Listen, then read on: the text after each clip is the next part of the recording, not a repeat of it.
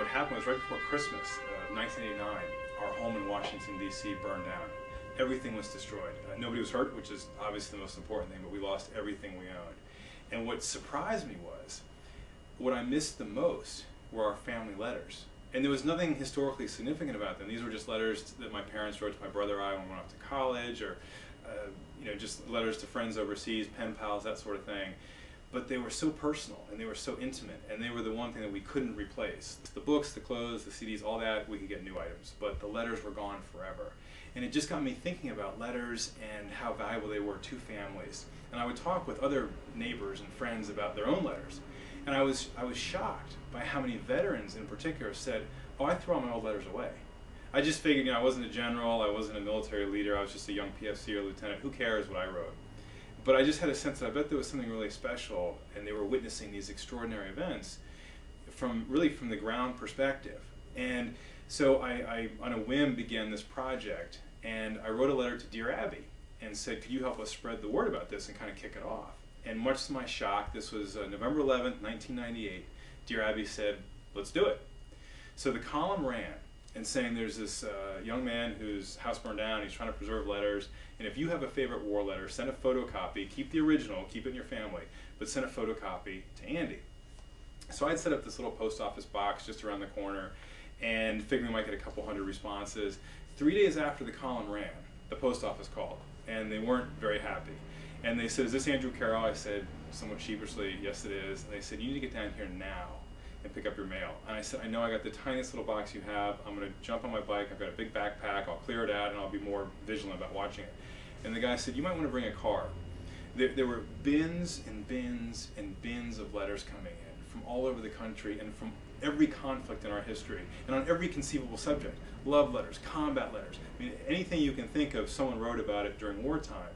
But logistically, I wasn't expecting such an onslaught of mail, but emotionally, I wasn't expecting how personal this would become.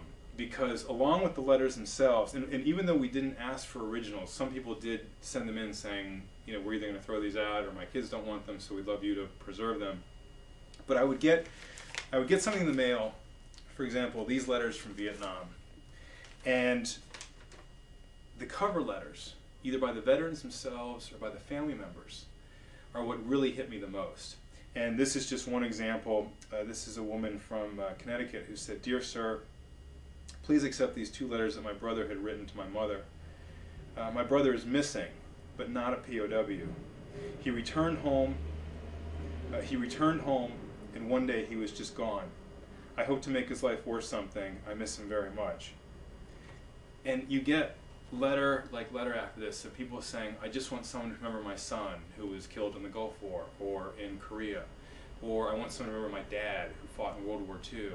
And it suddenly became a very personal project, and I got to know these people, and as word spread, we just started getting more and more letters in. And for someone who wasn't a big history buff starting out, what these letters did was really help me better understand the human side of history, the individual stories that come out of these sort of epic moments. The history behind these letters is extraordinary. We have actually 2 like this. This letter was written on July 9th in Berlin from Hitler's, essentially the bunker area. And this gentleman used Hitler's stationery, wrote a letter home, and also included this wood chip from Hitler's desk. So he was sitting right there where Hitler was.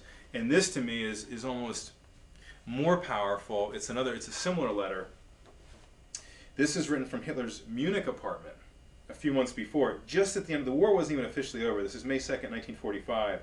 And this young man, Staff Sergeant Horace Evers, was going through Germany with his squad. They were in Munich, from building to building, making sure that the Nazi high command was out. And they come to this one apartment complex, just luxuriously furnished, and just a stark contrast to what they had seen at Dachau only a few days or about a week or so before.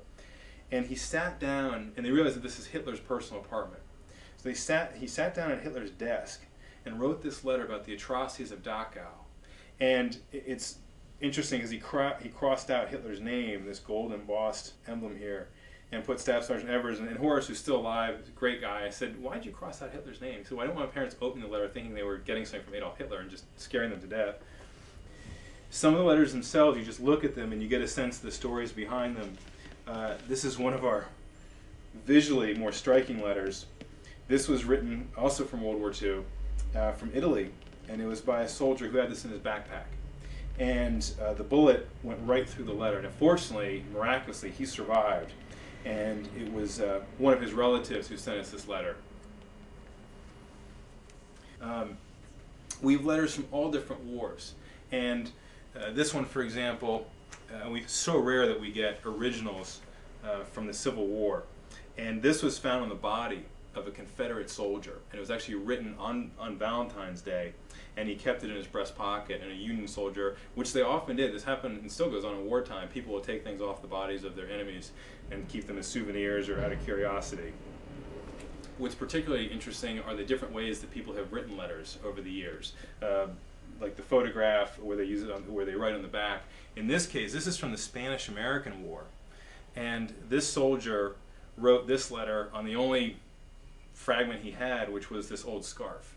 And he sent this home. This is from Vietnam, a very colorful, literally, letter and character who wrote it. And he did kind of this watercolor thing, and you can see he put the peace symbol and help, and I quit, and freedom is the ultimate goal. You can see that sort of that sense of resentment and anger expressed in the correspondence.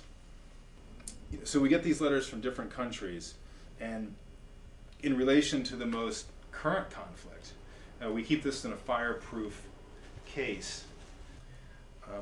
This is a journal by an Iraqi soldier, and it was found by an American troop underneath a tank. It had been either blown over there or somehow lost or scattered, and it reeks of gasoline, which is one of the reasons why we keep it in this case, because it was just soaking in these oils and the gas on the road, and it's very fragile. And at some point, if we can figure it away, we're going to get it translated, because we think it'd be interesting to see what was the other side writing at the same time that this conflict was going on. And that's actually become somewhat of a constant theme for us, that we have veterans from all different countries sending us letters. And oftentimes the veterans have become friends with their former enemies, and they start corresponding. And some of the most beautiful stories we have are veterans from opposing sides who've established these relationships, and they share both of their letters, and you really get a sense of a shared experience, because only they can understand the battles they went through, better than the civilians back home. And so there's this very strange kind of bond that forms even between former enemies. These, for example, are German World War II letters that someone sent to us. And it's interesting just to see the different styles and yet at the same time a lot of the similarities. And these are in 1941. And then you contrast these old letters, with what's being done today.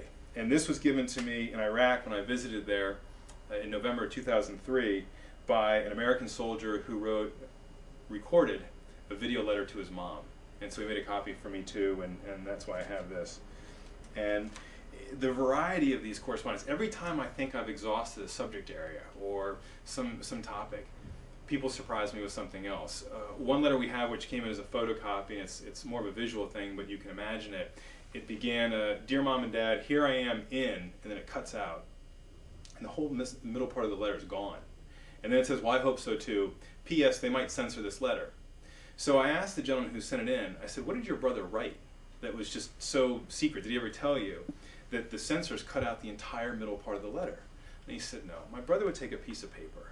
He'd write the first line, jump down to the bottom, write the last line, and then say something about the censors. And then he would cut out the middle, only because he hated writing letters home, and this was much easier."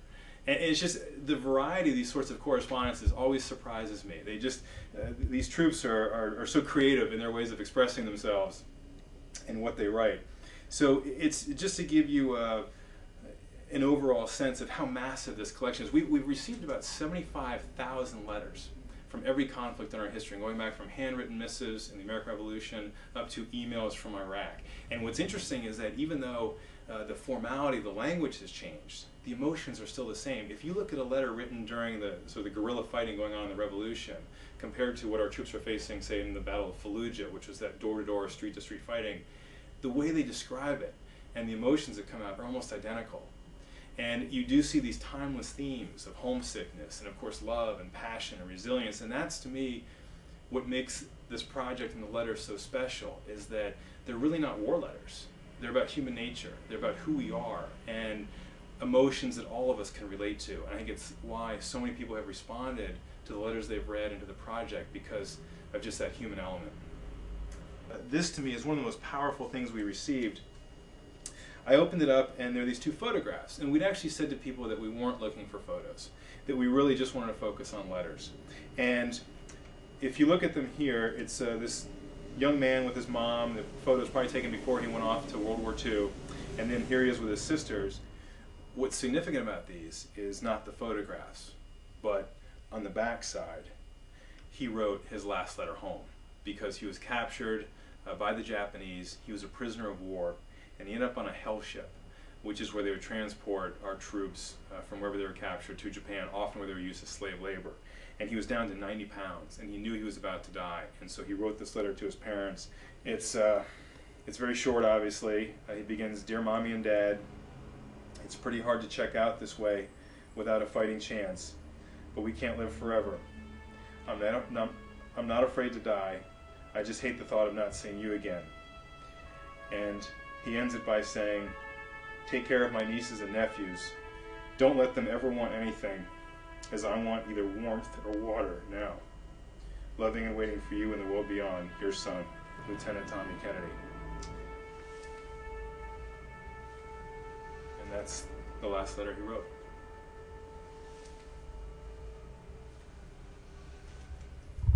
When we first started, people thought that by war letters we just wanted combat.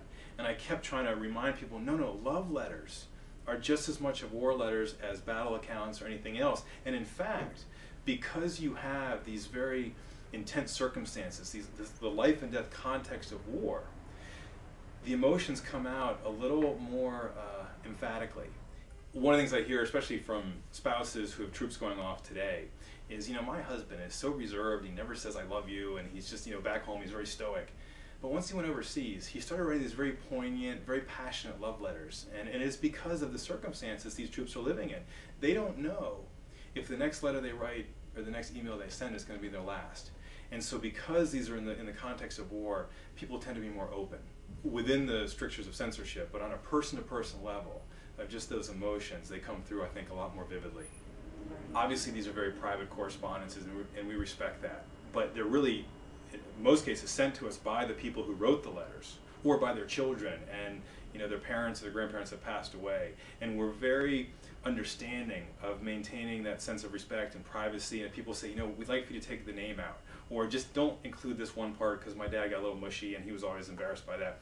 We totally understand. And so, but I think what these people realize is there's so much that we can all learn from these letters. There's so much wisdom and insight that there is a value in preserving them. One of the most rewarding parts of this project for me are the letters that I personally get from families saying, until we heard about the Legacy Project, we never even thought of going into the attic or to the basement and going through our old correspondences, and we did it as a family. And it was the first time that our grandkids really understood what their grandparents had done, or what their uncle or their aunt who served in World War I, or whatever it might be. It was the first time that we were able to sort of establish that bond over the generations, and it was even more meaningful because they've passed away. And so they got to know the people who are so special to us through their own words.